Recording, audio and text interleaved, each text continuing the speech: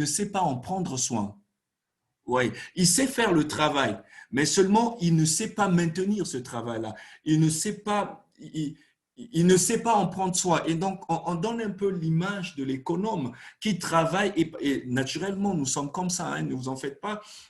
Si je parle un peu aux Africains, là, naturellement, les Africains sont comme ça, ils travaillent, mais après, c'est fini, quoi. C'est-à-dire, le maintien, c'est pas notre fort. Mais ici, dans Genèse, le Seigneur insiste que celui-là qui devrait être le maître de la terre, au-delà du fait de sa relation avec Dieu, au-delà du fait que ce soit Dieu qui le place et le peuple qui l'accepte, celui-là serait normalement un travailleur, mais aussi un surveillant, épiscopos, un surveillant, quelqu'un qui garderait ce qu'il a fait, le travail qu'il a fait. Et donc, la condition sine qua non, c'est d'ailleurs la relation avec Dieu. Maintenant, lorsqu'une terre ou une cité est dirigée par des personnes qui ne sont pas en relation avec Dieu, c'est de la contrefaçon, vous comprenez? Quand quelqu'un déjà s'improvise en autocratie, le peuple, quand c'est Proverbe qui le dit, quand un méchant dirige le pays, chacun se cache. Vous voyez, quand c'est de l'autocratie, ce n'est pas le Seigneur, ce n'est pas Dieu qui a mis, qui a posé son veto. Il y a un problème, c'est de la contrefaçon. Mais cette contrefaçon-là est manifeste. Voilà pourquoi ceux qui dirigent nos nations font le contraire de la notice de la terre. C'est-à-dire, Dieu, en créant la terre, il avait une notice. Dieu, en créant la terre, il avait une manie. Il a une notice. Quand vous achetez un appareil, vous avez vous avez une notice. Et la notice se trouve chez Dieu. Mais quand celui qui dirige la nation n'est pas en relation avec Dieu, ils font ou il fait le contraire de ce que Dieu aurait voulu de ce monde et des hommes. Voilà pourquoi ceux qui doivent diriger le monde doivent remplir un préalable, être en relation avec Dieu, déjà dans Genèse 2, et voilà, avoir un lien direct à Dieu. Dans Genèse 2, comme nous l'avons lu, Dieu fait une recommandation à l'homme de prendre soin de la terre en le cultivant, c'est-à-dire en le travaillant.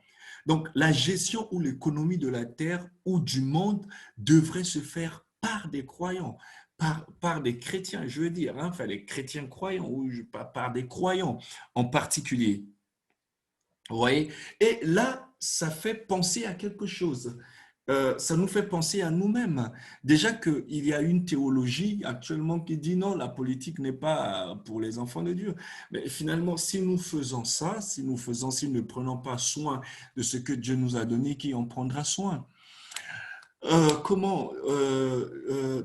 ne sais pas si vous aviez déjà lu le Prince hein, dans Machiavel, pardon, Nicolas Machiavel, dans Le Prince, il dit si tu ne t'occupes pas de la politique s'occupera de toi. Vous voyez. Et donc, nous sommes aujourd'hui, en tant que croyants, entrés dans cette réalité. Et si nous voyons les choses se dégrader, ne pleurons pas, parce que à un certain moment, nous ne voulons pas prendre les responsabilités. Il y a un truc qui ne va pas, il y a une condition qui n'est pas remplie.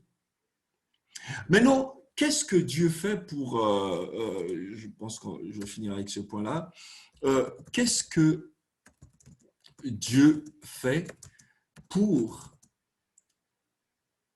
prendre soin de sa terre?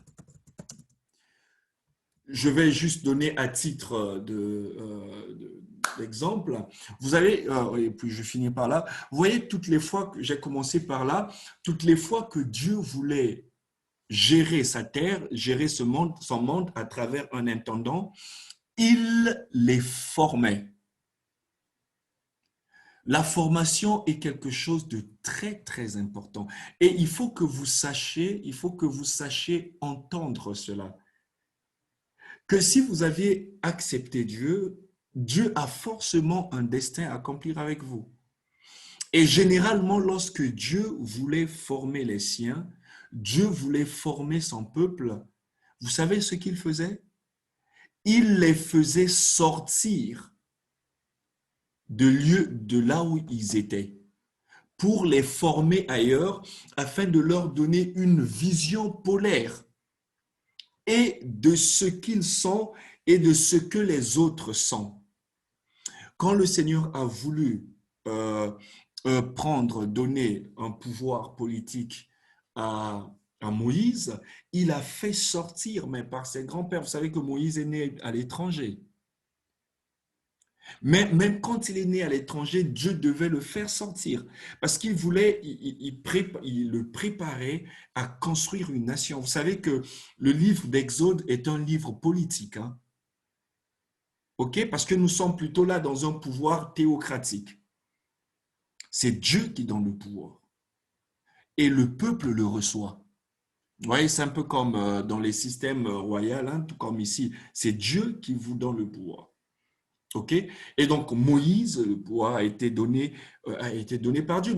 Mais avant cela, avant qu'il ne construise toute la constitution qui régit les enfants d'Israël, avant qu'il ne prenne cette constitution-là au mont Sinaï, Moïse est passé par une formation.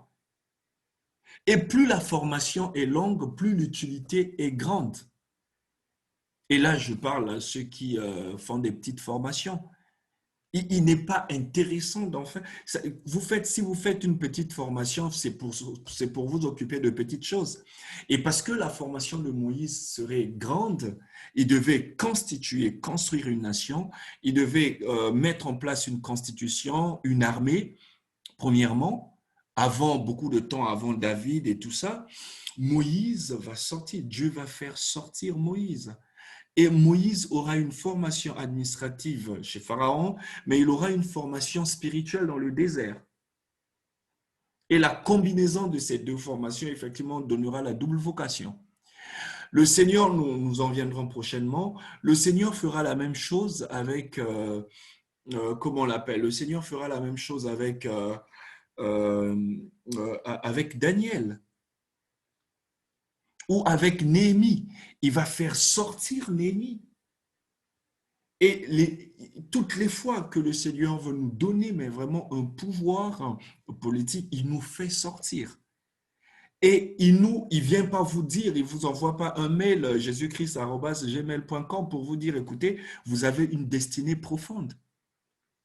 La sortie de sa nation a toujours été signe d'une formation, d'une préparation pour un devenir, je veux dire, un devenir glorieux.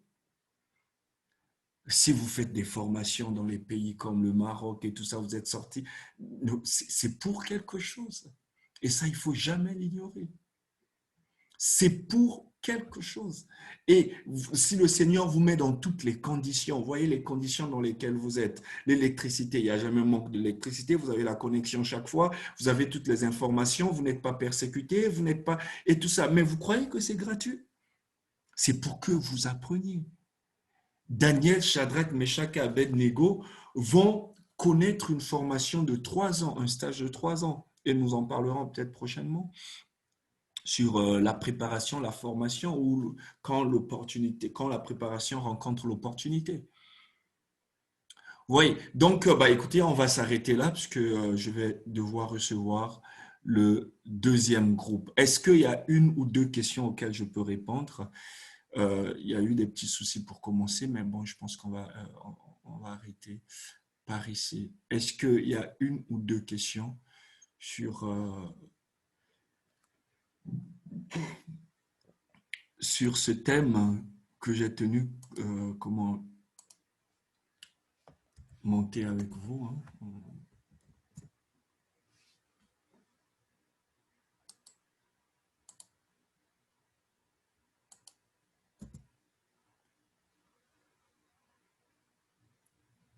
Ça va?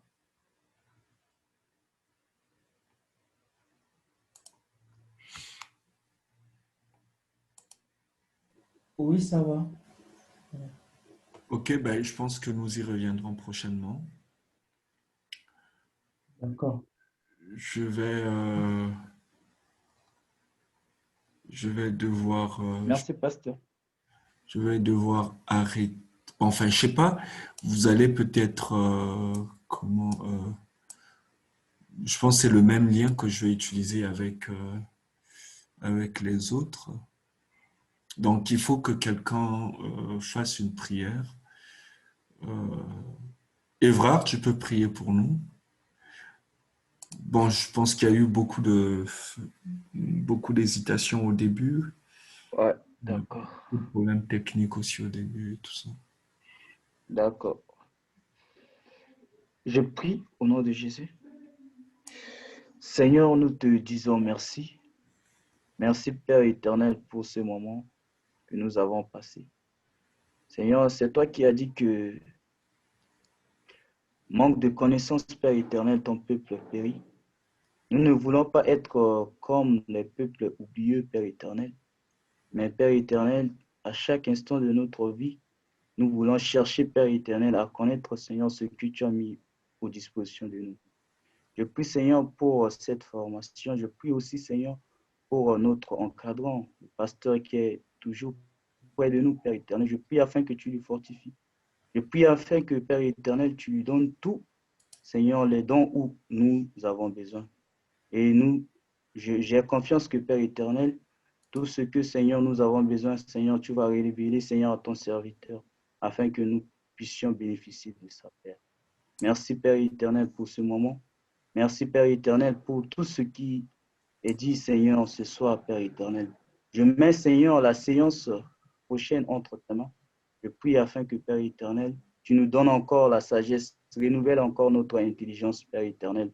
Donne-nous, Père éternel, cette zèle, Seigneur. C'est au nom de Jésus que j'avais ainsi prié.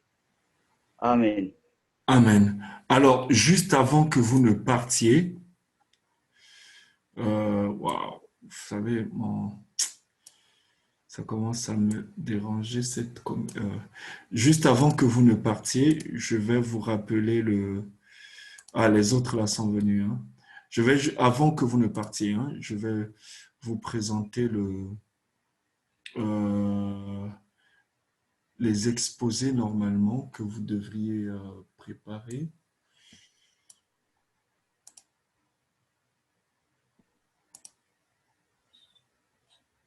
Est-ce que je...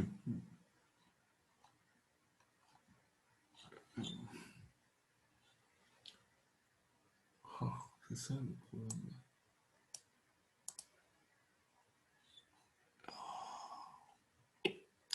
Je sais pas comment faire ça. Vous savez que nous avons des exposés. Vous devriez faire des exposés. Hein?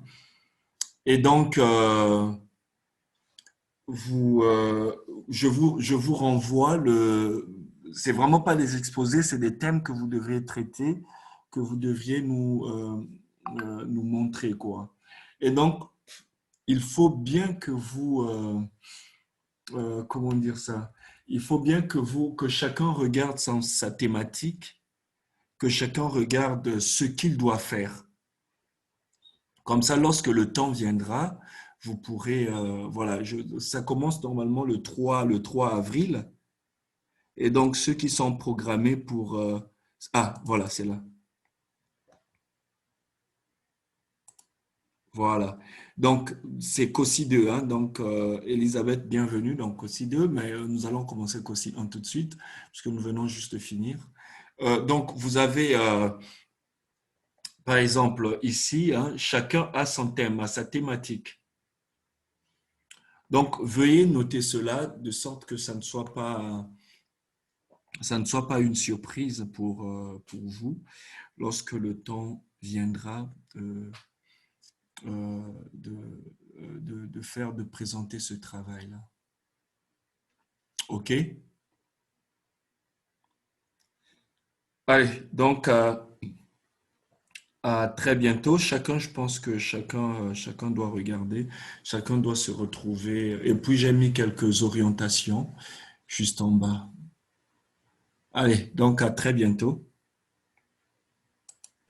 Merci, pasteur. Au revoir. Au revoir. Elisabeth, bienvenue. Au revoir. Au revoir, Lucie.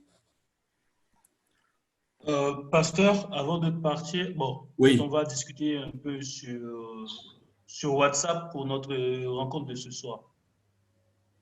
Donc, on d'accord. s'écrit sur WhatsApp alors. OK. Bonne soirée à tout le monde. Bonne Je soirée. vous Merci, commandant. Bonne soirée.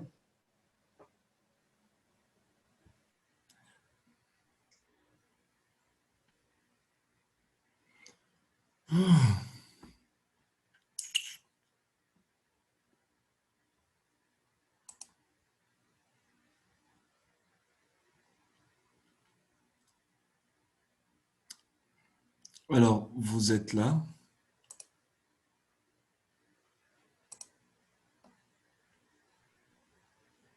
Bonsoir, pasteur Juro.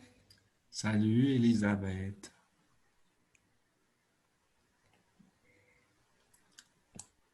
Ça va?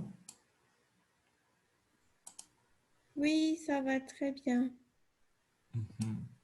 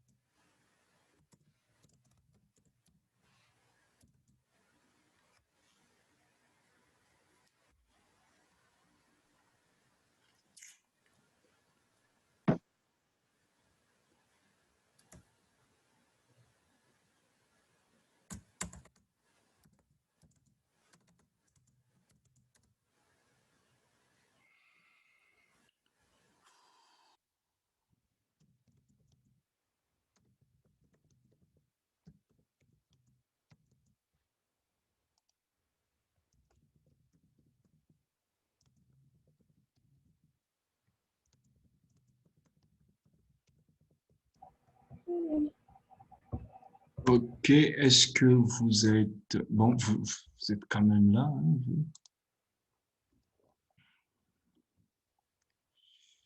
vous êtes quand même là.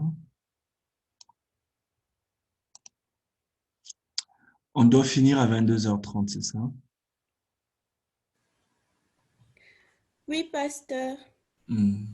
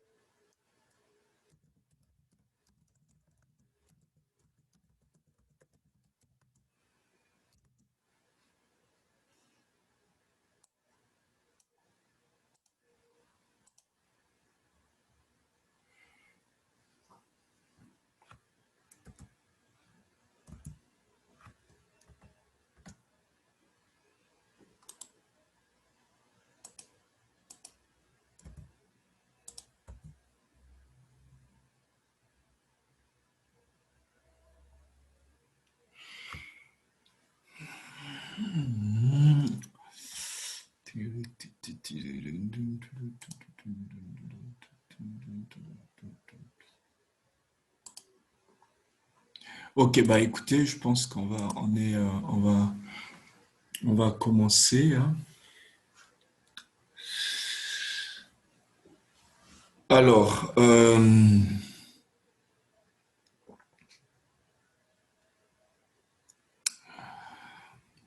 je vais, et puis il n'y a que des filles là, hein. Ou c'est parce que c'est le mois de mars.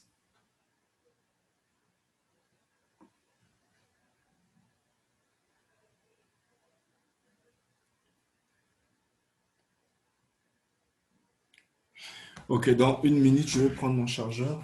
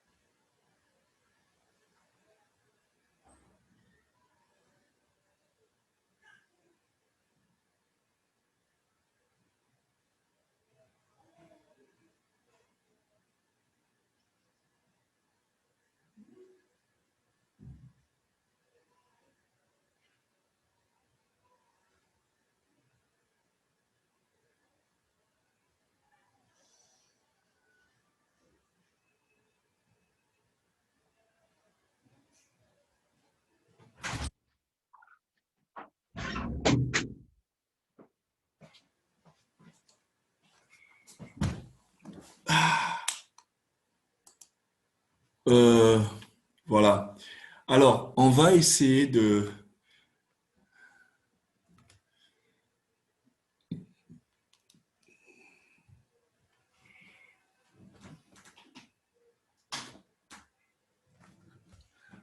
Je vais essayer de parler d'un sujet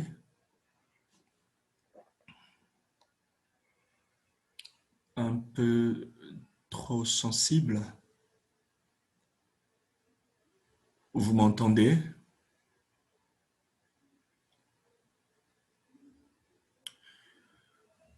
Donc, nous allons essayer de toucher à la politique.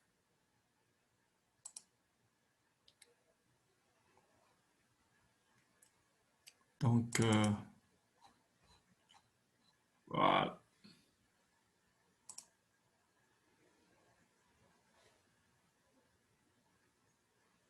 Voilà, donc on va essayer de toucher à la politique, le chrétien et la politique. Et puis, je pense, 15 minutes avant la fin, on va parler de... 15 minutes avant la fin, on va parler de comment, de nos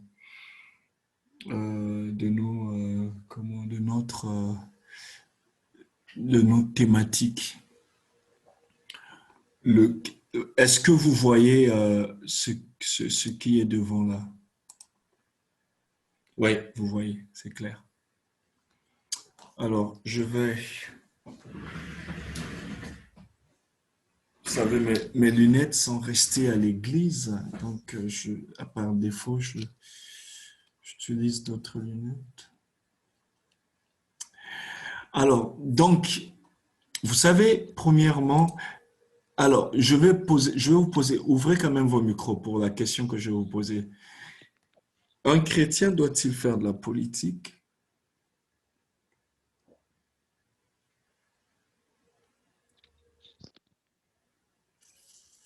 Ou une femme chrétienne doit-elle faire de la politique?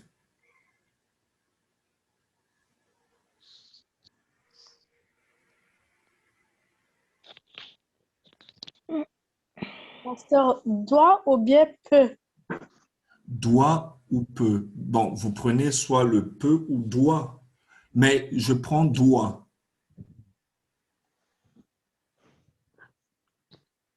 Bonsoir à tous.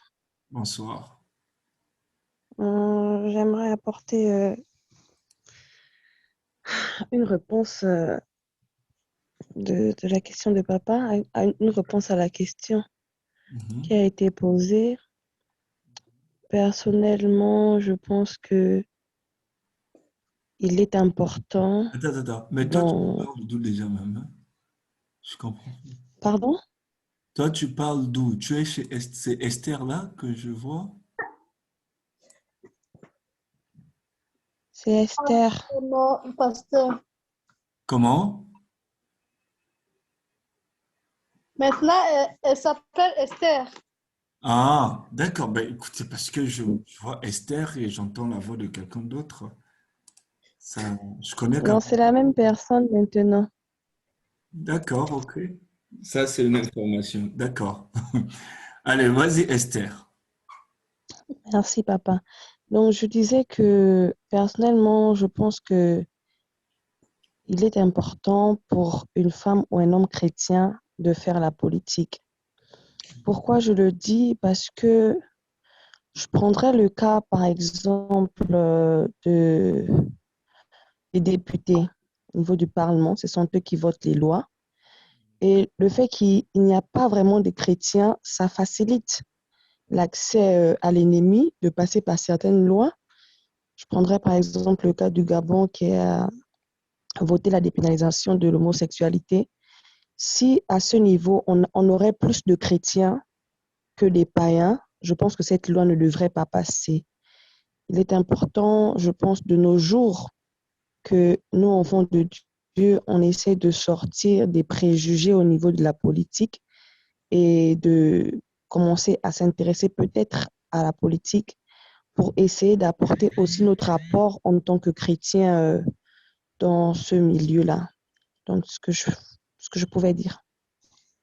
Super. Ok, donc bah, on va commencer. Je voulais juste avoir une introduction. Alors, c'est quoi c'est quoi le chrétien? Alors, je vais mettre chrétien et la politique. Alors, premièrement, la politique, c'est quoi? Que veut dire la politique? La politique, en fait, c'est la gestion de la cité. Ça, c'est d'après Aristote. Aristote était philosophe. Alors, je vais prendre peut-être ça étymologiquement. Étymologiquement, le mot politique vient du grec polis, qui veut dire cité. Ok, le mot polis veut dire cité et tikos, c'est l'objectif, hein, c'est tout ça. Alors, une vraie question, avant, vous savez, la question, elle ne va pas d'aujourd'hui, cette question-là. Elle va elle avait commencé et se posait depuis longtemps. Depuis des siècles, les gens se posaient une question. Qui est autorisé de gérer une nation? Qui a le pouvoir de diriger une cité? Qui peut faire de la politique? En d'autres termes, hein, qui peut faire ou doit faire de la politique? Alors, le verbe devoir, comme Flora vient de le souligner, pouvoir ici donne le sens d'une probabilité. Qui a le pouvoir de faire, qui a la capacité aussi de faire de la politique, mais plutôt qui a le devoir de faire de la politique. Alors, la politique, comme on l'a dit, c'est police, c'est cité, hein, c'est diriger une cité, c'est diriger une nation, c'est diriger... alors, pendant, la question était souvent débattue entre les philosophes, les rois et les chrétiens. Chez les philosophes, ils disaient que, donc dans les rois philosophes, je pense que c'est Platon qui disait, ouf, il n'y a que des filles, hein, il n'y a que des femmes. Je vais tourner ça chez les femmes, hein, le débat là. Dans le roi philosophe, on disait que ce sont les philosophes qui devraient être ceux qui doivent diriger les cités, parce qu'ils avaient une bonne moralité, ils avaient une bonne manière de réfléchir, ils pensaient avoir une bonne façon de réfléchir, de dire les choses, ainsi de suite.